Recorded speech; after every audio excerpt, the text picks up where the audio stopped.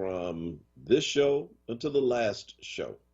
You can hear opinionated talk radio all day today, weighing in on all the same things you hear, and sometimes things that you don't hear, because you know what? We tell our own stories, which often get overlooked by other media outlets.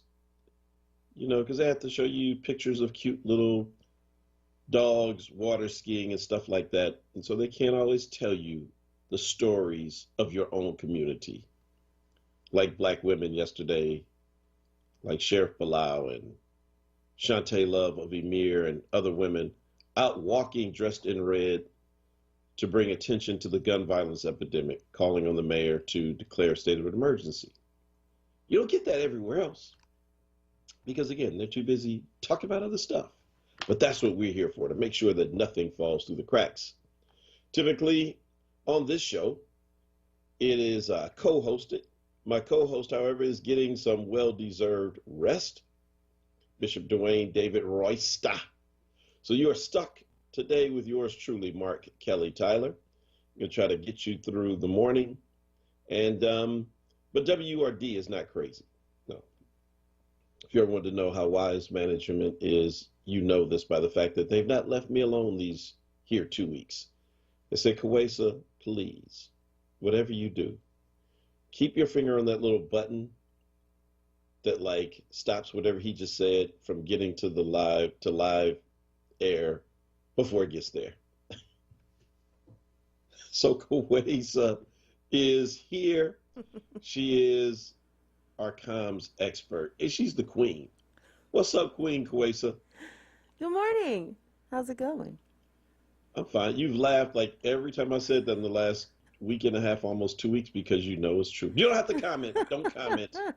I don't want to put you in an awkward place. Don't even say anything. How are you doing this morning?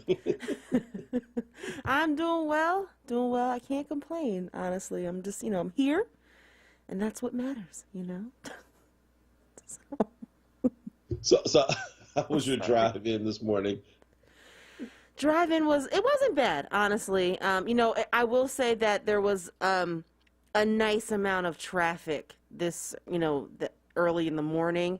I usually find that the traffic, around 5:30 or so, it starts to pick up. So I try to leave before 5:30. But yeah, it's getting a little congested out there.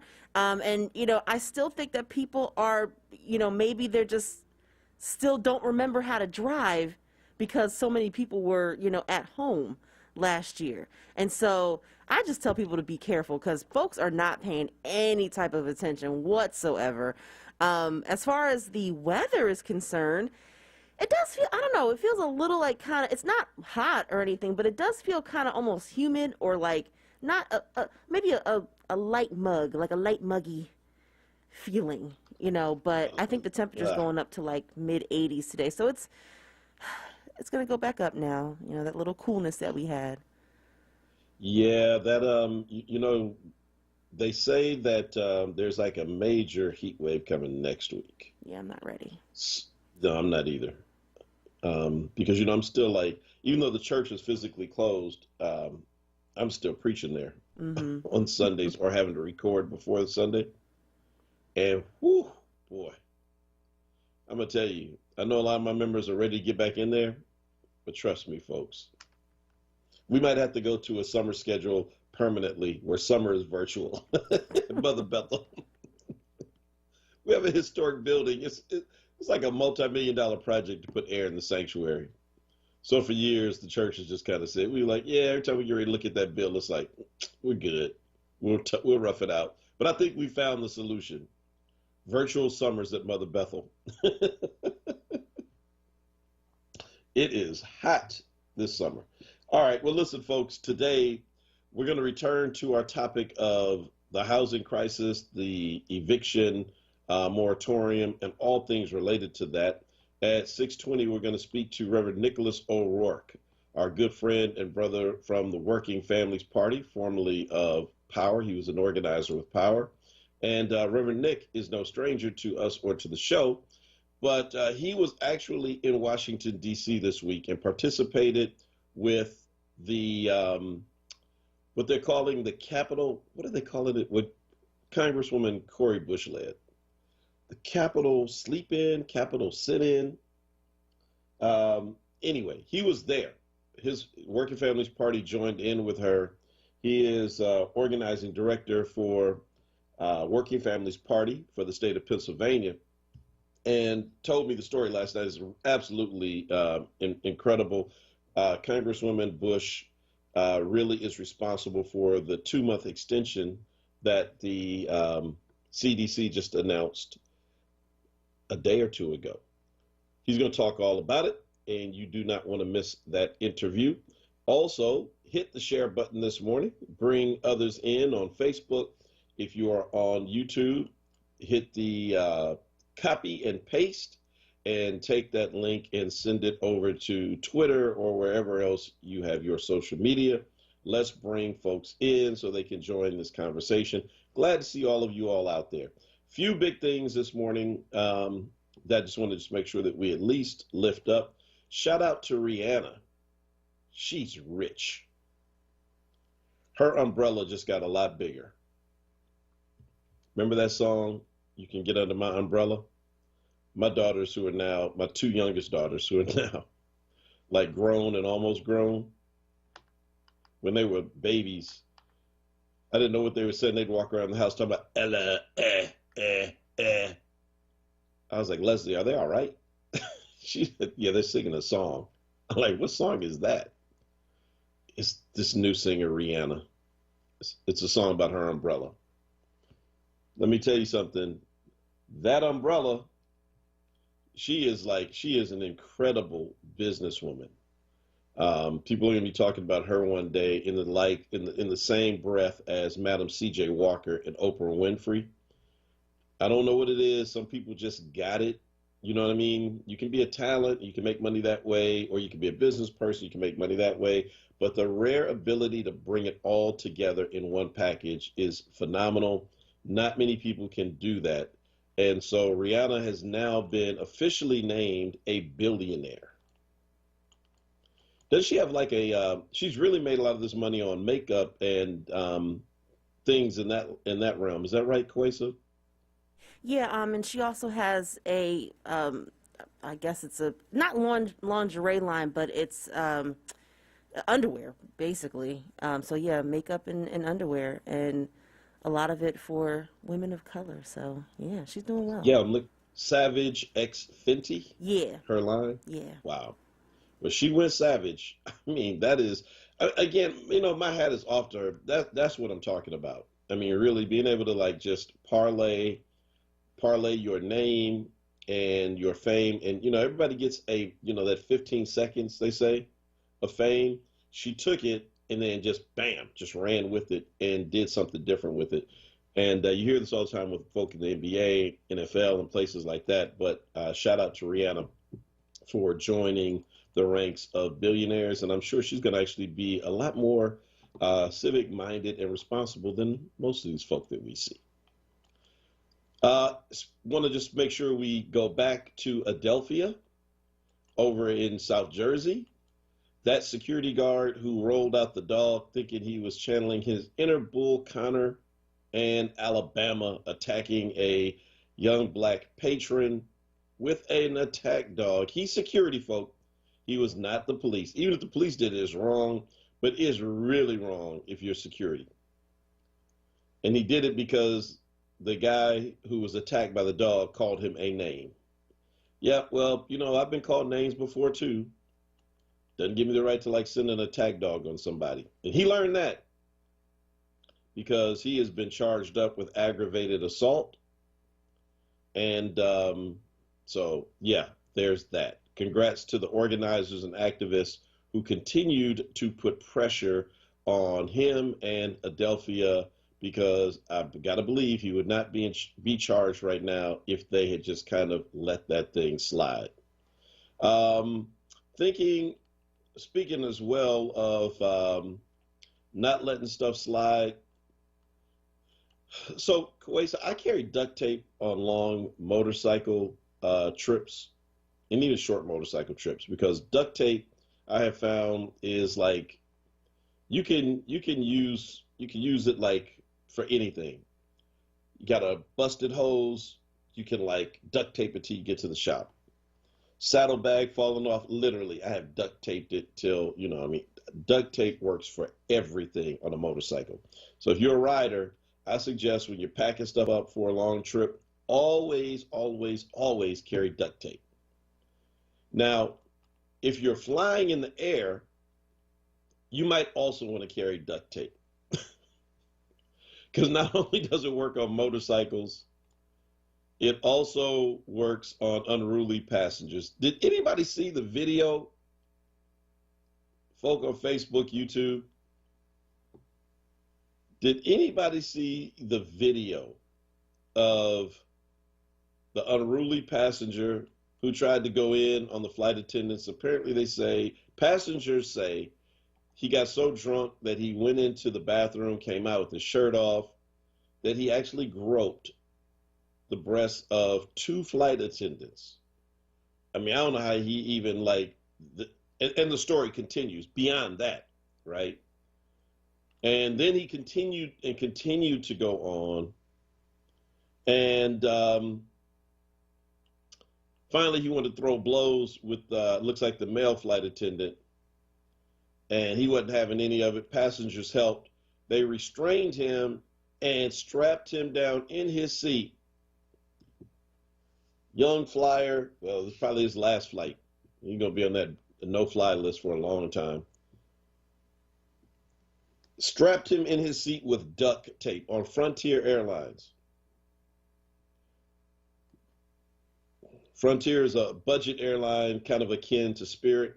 I've flown them before. Pretty nice airline, considering what you're paying for. But I didn't know I need to bring duct tape with me. Well, you get what you pay for. Yeah, no, he was not asleep, Renee, on Facebook. In fact, the duct tape didn't even stop him. He just continued to just run his mouth as people videotaped him. Now, initially, the airline chastised the flight crew and said, "Look, hey, we're not having you duct taping passengers." But after talking to everybody and seeing the video, the airline came back and said, "We changed our mind. We're with the flight crew on this one." Dude ought to be glad that's the only thing that happened. The way he was running his mouth, oh my God, seriously, bro? So I just want to say for the record, I love duct tape. Carry it everywhere I go on the motorcycle. I am now going to carry it everywhere that I go when I fly. Nikki O'Tim says the young guy has the duct taped person has a golf scholarship. I think we may have to put a D on that. I think he had a golf scholarship after this is over. And yeah, so they are once again, the flight attendants union is like, "Look, you all give us no protection up there." I mean, where's the air marshal when you need him? Remember that movie Bridesmaid? Where's Air Marshal Bill? I just assume air marshals are on every flight. And that flight originated in Philly, though he's not from Philly. He was connecting. But from Philly to Miami, those two cities, I would imagine you always have to have an air marshal flying over the nation's capital. But apparently there's either no air marshal on board or the air marshal was thinking, y'all got it. You got duct tape. You're good. You don't need me. I'm here for terrorists, not unruly golfers.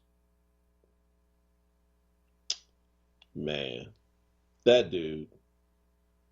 So there's Frontier Airlines if you need it. At least you know that you will be safe. And all right, we got to take a quick break.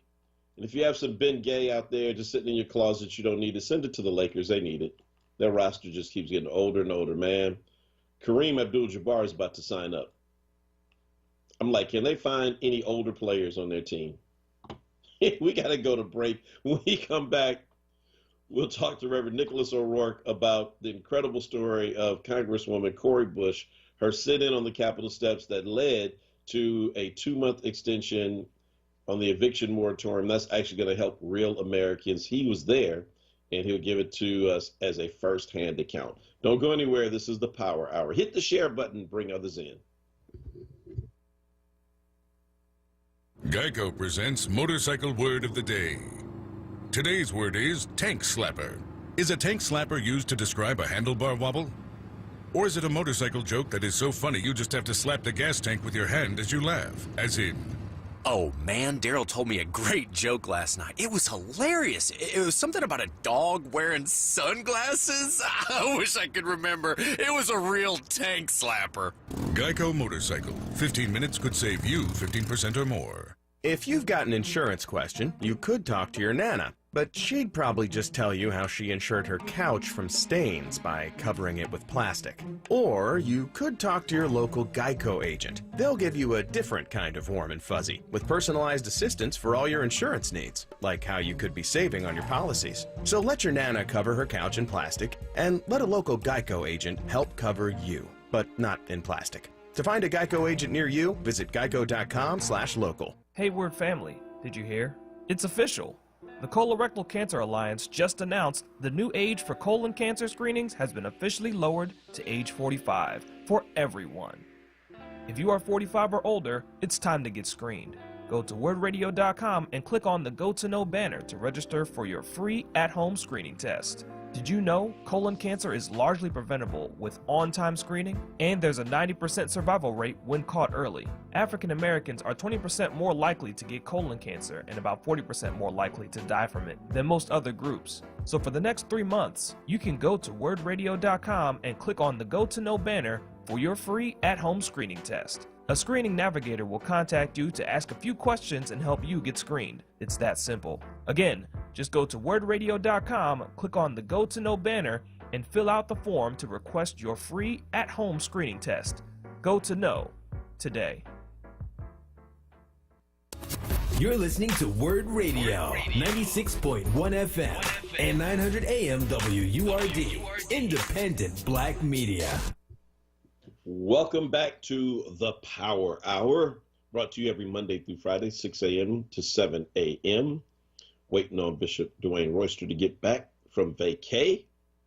Holding it down today, solo, but we've had some great guests every single day, and it just gets better.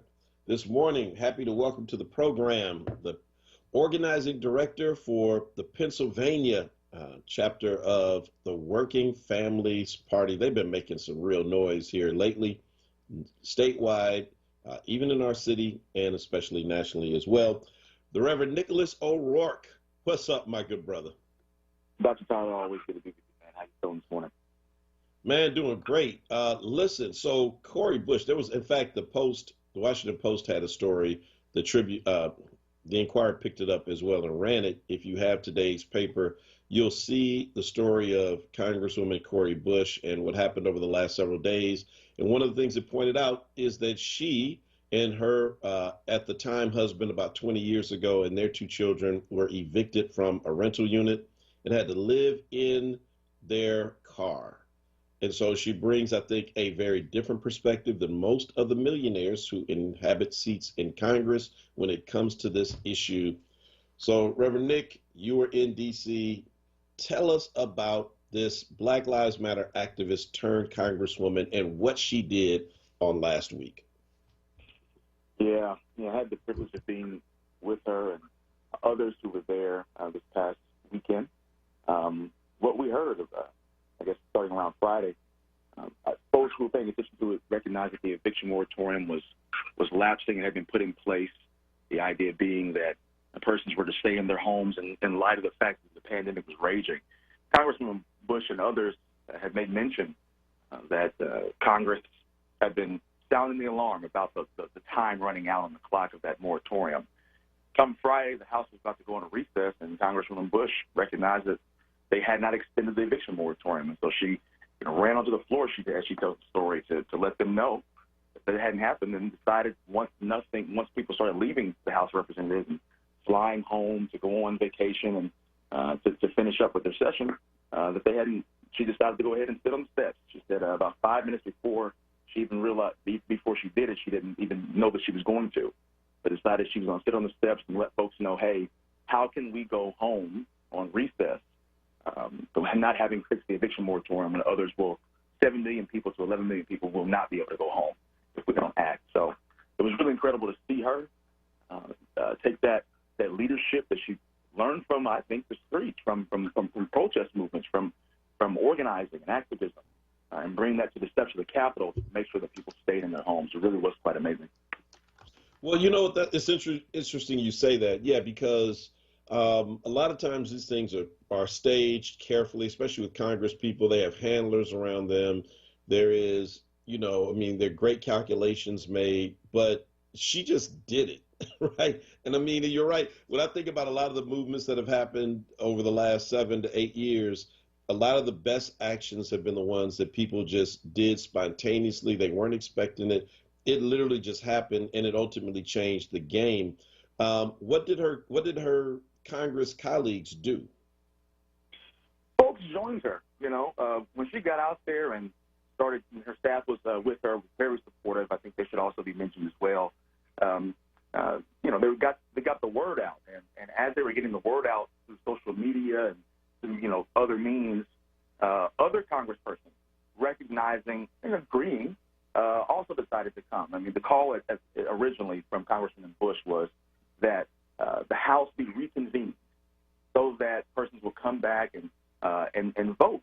They could actually start up session again. I'm not even sure the technical or the proper words for it, but they could reconvene and they would be able to pass something related to this eviction moratorium.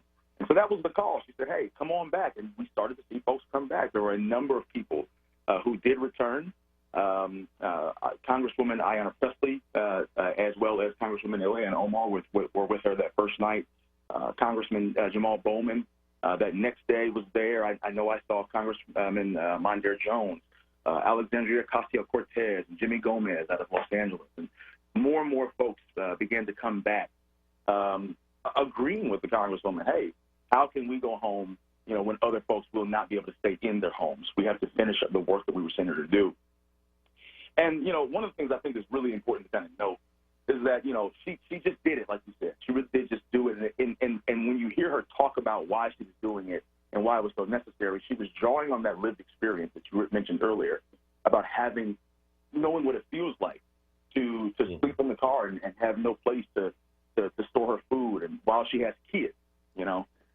And that real experience, that personal experience, really informed this and drove a lot of folks back to really move even the White House, as we've heard, you know, to extend the eviction moratorium or create a new one. Yeah, I mean, I just think about how important, you know, having people who are relatable, how important it is to have them in positions of power. I mean, look, shout out to Working Families Party. You know, you guys had a big win in the election of Councilmember Kendra Brooks, for example, here in Philadelphia. And, you know, I know Kendra well. One of the things that, you know, I just love about her is that she has some very relatable stories to people who are, you know, who are going through some hard times. And I've watched it. It has informed her policy. It's informed the way that she's taken to the job. You know, are there, just as an organizer with Working Families Party, are you all talking about like ways in which you can get more people like, you know, a Kendra Brooks or a Cori Bush into positions of leadership? Because those voices absolutely are critical, especially in days like today. Yeah, absolutely. Absolutely. I'm glad that you brought up, you know, Councilmember Brooks as well, because Congressman Bush reminded me a lot of Councilwoman Brooks. In that lived experience, really informing her in a real way in terms of how she engages, how she governs, how she writes policy, where she's paying attention, and things of that nature. And you know, as a party, you know, we're definitely wanting to be identifying those persons who have that lived experience, and also those persons who at least express that moral compass, that sense of right and wrong, and what is important in the moment. I heard continuously every single day that Congresswoman Bush was out there when she was talking to news or talking with the folks on the steps. Just more and more people kept growing as every day went by. You know, I heard her consistently reference that the reason that she was doing this alongside, you know, having experienced it was this commitment to loving another human being, being concerned with the well-being of another human being, and not just self-consumed. And I see that in Councilwoman Brooks as well. And there seems to be this trend that, with people who have that kind of experience, who are doing this for a deep regard for other human beings and their livelihood, it's almost as if, Ober Hendricks thought it was almost as if that they treat people's needs as if they're holy, as if they're sacred, as if they're really important. And that's the kind of leadership and thinking and focus that you want in government. So yeah, we're looking for persons, who are going to be governing from that spirit, from with that kind of a compass for sure. Yeah. Yeah. Well, so all right. So from Facebook, Raphael, I could do an entire show on your comments this morning, but I'll just pull this one up because I think it's a nice way to put a bow on this interview.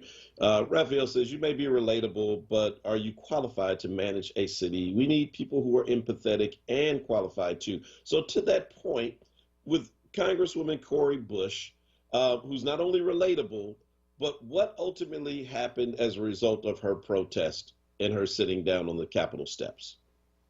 Well, what ultimately happened was she moved the White House. I'm talking about this. Now, this is a freshman congresswoman who has been in maybe 6 months at best. She started on Friday, sitting in just a couple of people. Sometimes there wasn't that many folk who were even on the steps with her. The weather got bad. It was raining. It was the wind was blowing. A number of things were happening. Hot, but she stayed out there from Friday all the way until yesterday, the day before yesterday, and papers were saying that she was all show. But there was not going to be anything that was substantial going to happen.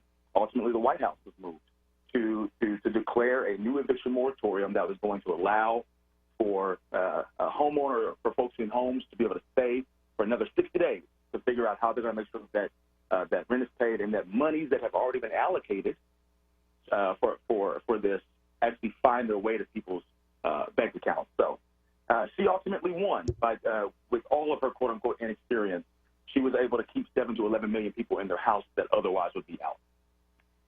Wow.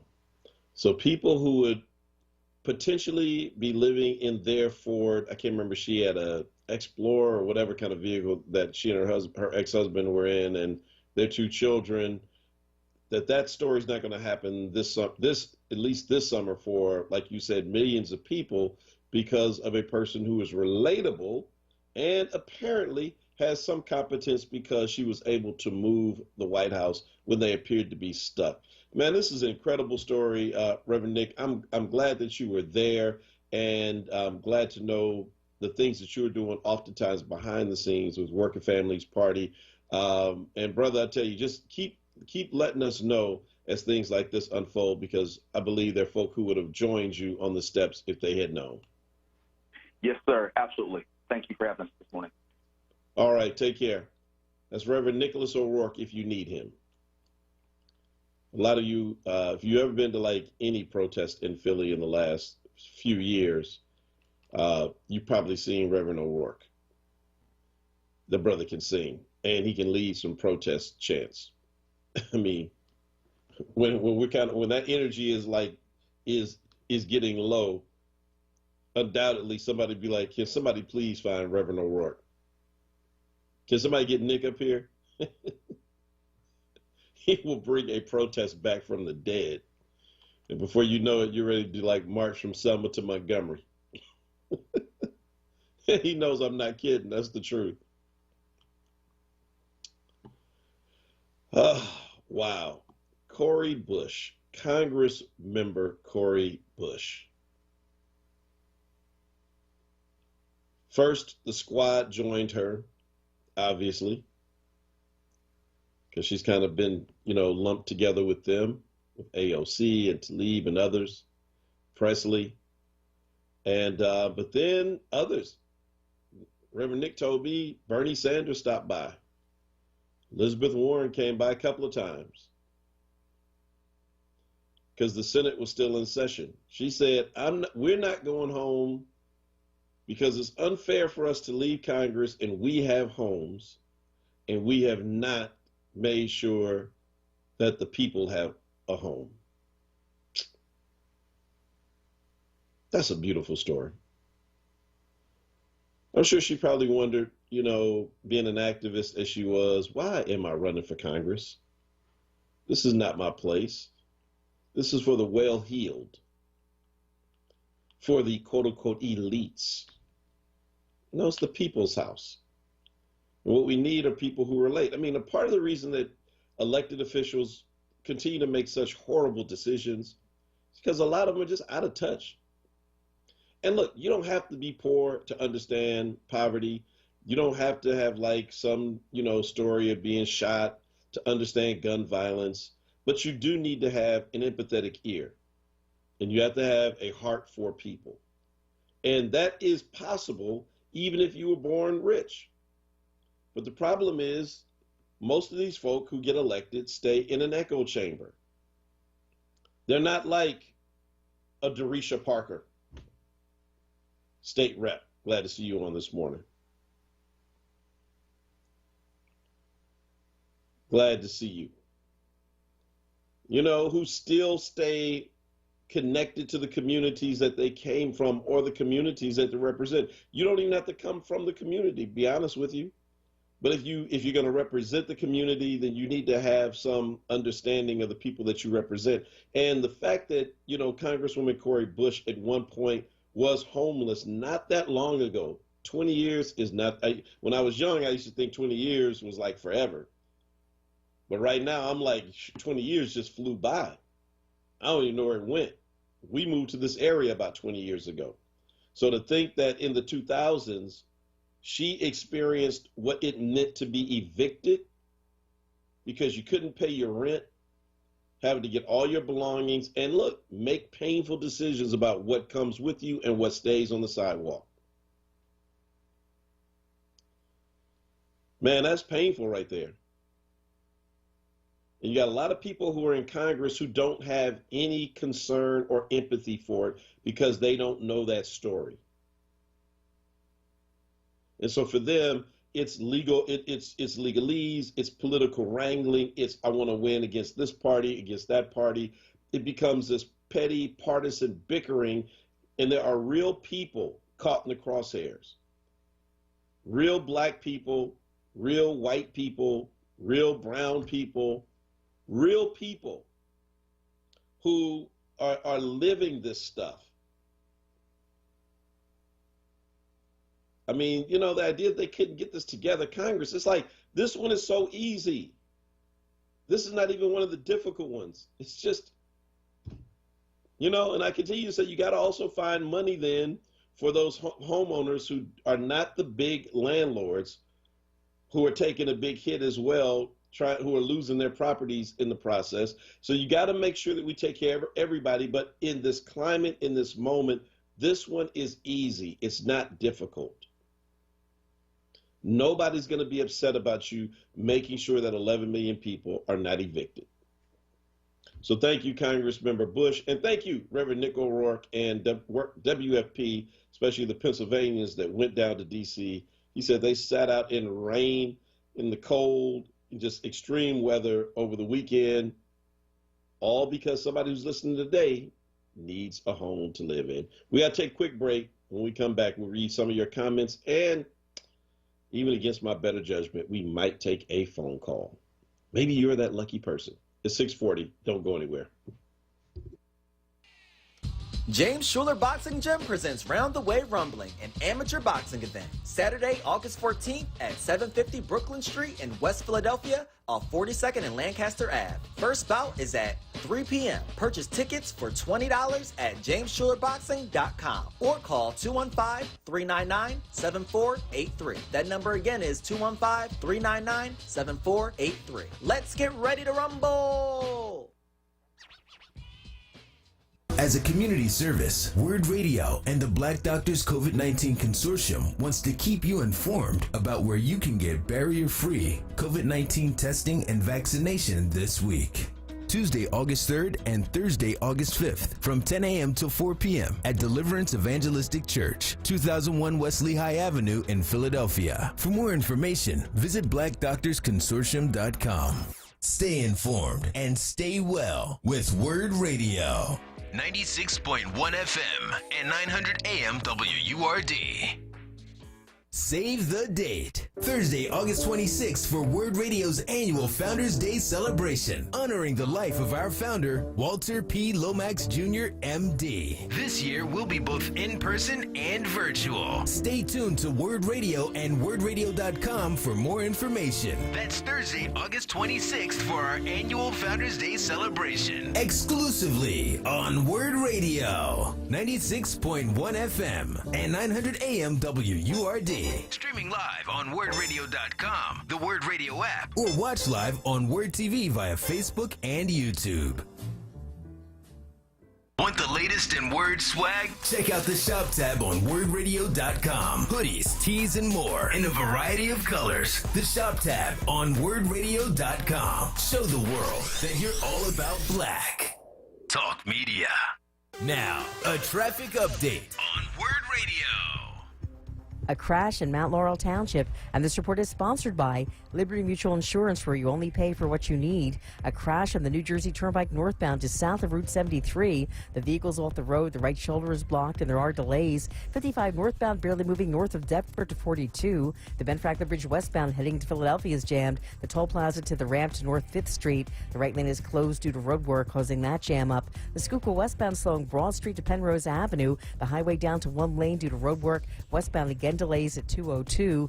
The right lane is closed due to road construction as well. 95 southbound slowing Cotton Avenue to Bridge Street. Southbound again south of the Betsy Ross Bridge to Girard. The Vine Expressway westbound delays 8th Street to Broad Street. Westbound again the Ben Franklin Parkway to the Schuylkill. Nobody should have to pay for one-size-fits-all insurance coverage. Liberty Mutual customizes your car and home insurance, so you only pay for what you need. Visit libertymutual.com to learn more. For more traffic information, go to SIGAlert.com. I'm Ann Evans with your Philadelphia area traffic.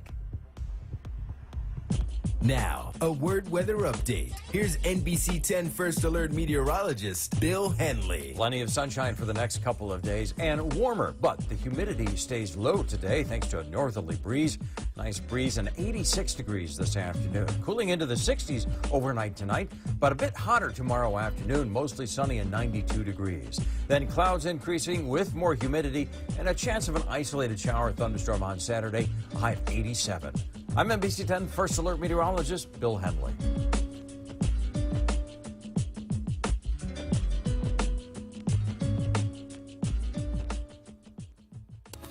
You're listening to WURD Radio, 96.1 FM and 900 AM WURD, independent black media.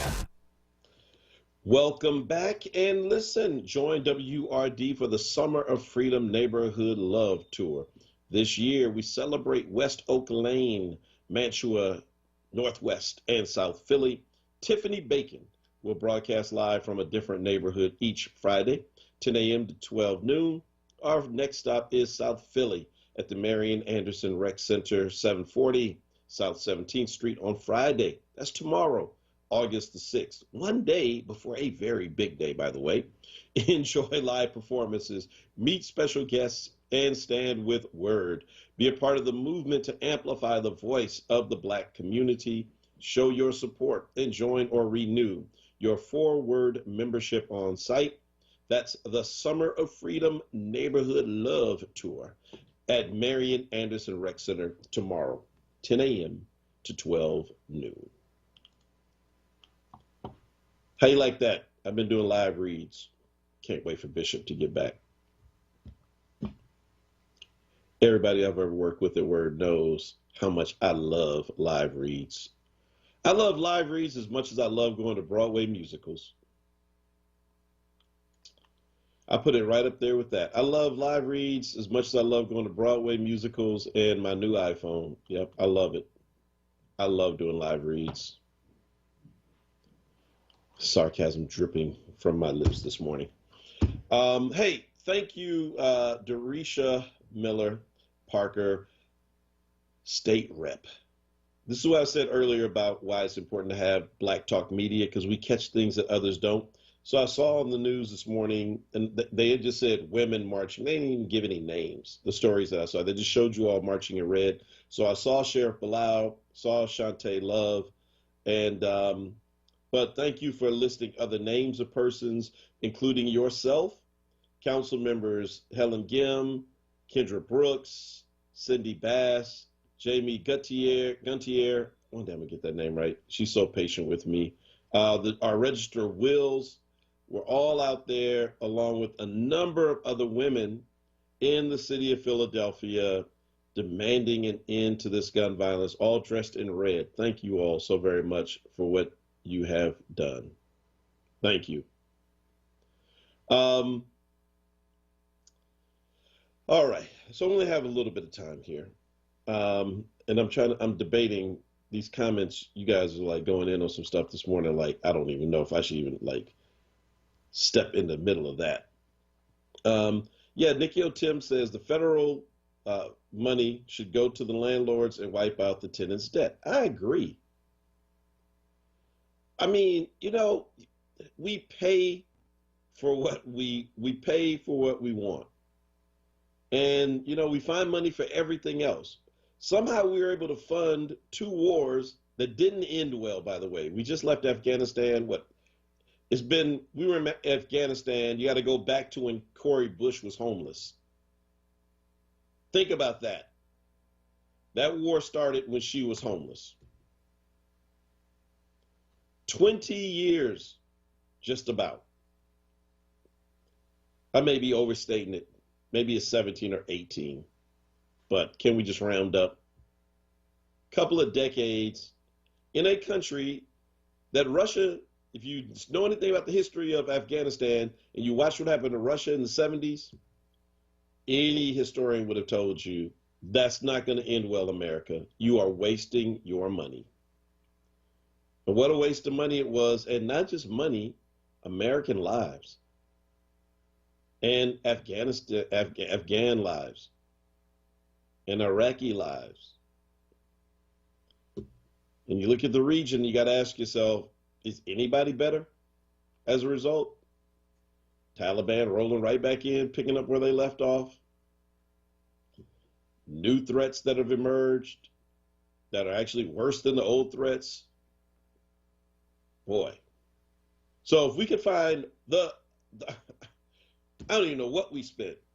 Whatever is after trillions, and you add it up, it's got to be whatever that number is. What is that, gazillions that we spent in those 2 places? And are you telling me we really cannot just wipe the debt out for the people who are so far behind right now that really there is no catching up, that we're just kicking the can down the road? I mean, you know, we love talking about how this is a Christian nation. Well, let's prove it. Let's take care of our neighbors. Right? Let's throw that on the debt pile with everything else. Not like you're going to really notice it. So thank you for that, Nikki O'Tim. Appreciate it. You're absolutely right. And thank you, Catfish Hillbilly. Catfish Hillbilly says, maybe I should try singing live reads.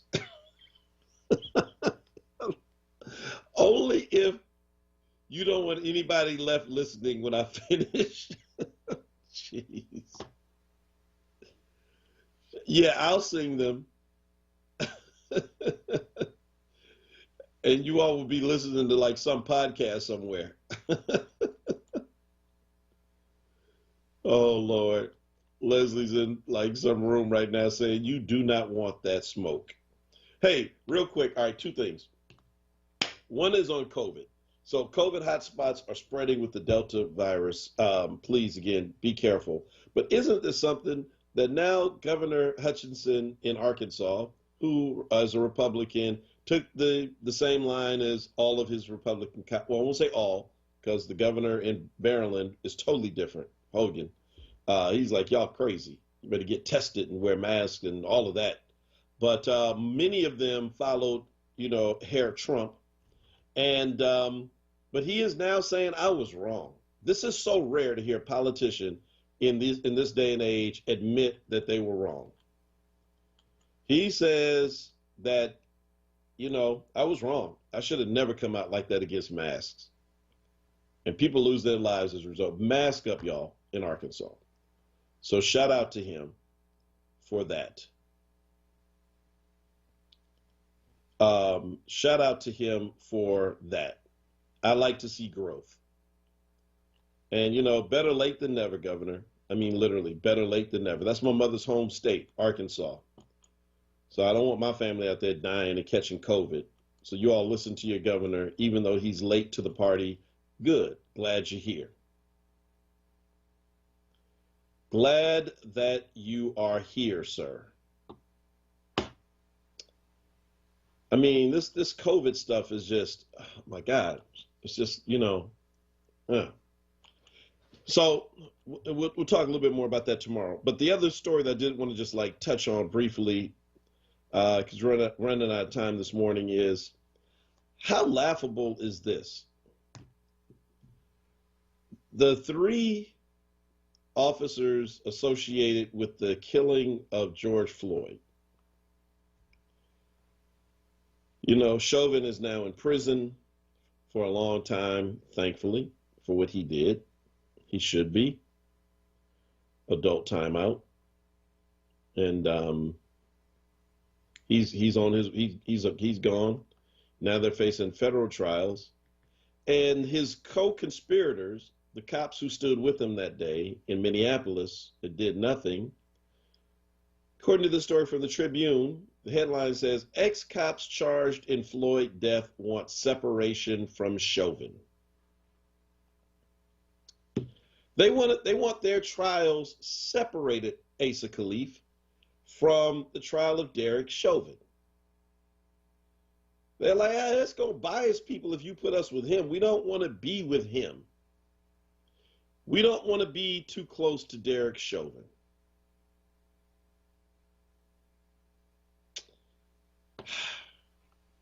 Do I need to say it? Do I need to say it? Like Governor Hutchinson, you're a little late. You see, officers, the time to have separated yourself from Derek Chauvin was around Memorial Day last year, when Derek Chauvin was taking the life of a citizen, being arrogant and cocky with his hands in his pocket, kneeling on the neck of a man who said, I can't breathe, repeatedly called out for his mother.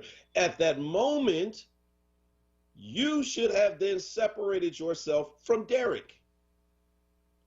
It was then that you should have separated yourself from Derek. You should have done like the flight crew on Frontier Airlines. Pulled out duct tape if you had to. Restrain Derek from killing somebody. And then you would not be on trial for murder or accessory to murder or whatever you've been charged with. The time to separate yourself from a killer is when the killer is trying to kill somebody. Not afterwards, and now it's like, oh, we don't know Derek. You knew Derek that day because on that day, you were more afraid of what it would mean for your career to stand against Derek Chauvin as opposed to standing with a citizen who needed your help that you promised to serve and protect. And so you made your bed together, lay in it. That's all we got time for today, folks. Thank you, Kawesa. Thank you to all of the listeners, this listening audience. Thank you to Reverend Nick O'Rourke for a wonderful interview and bringing us a firsthand account for Washington, D.C. And yes, miss me with that baloney, the 3 of you. I ain't separating you. Y'all all gonna be shackled together. Walking with your 10 cups, pinstripes, old school jail. Unbelievable. Hey, stay tuned for Wake Up with Word and do as Bishop Royster would say. If he were here, go out and change the damn world, because if you don't, nobody else will. And we'll be with you tomorrow morning, 6 a.m., Lord willing, and the creek don't rise. Peace. Oh, I got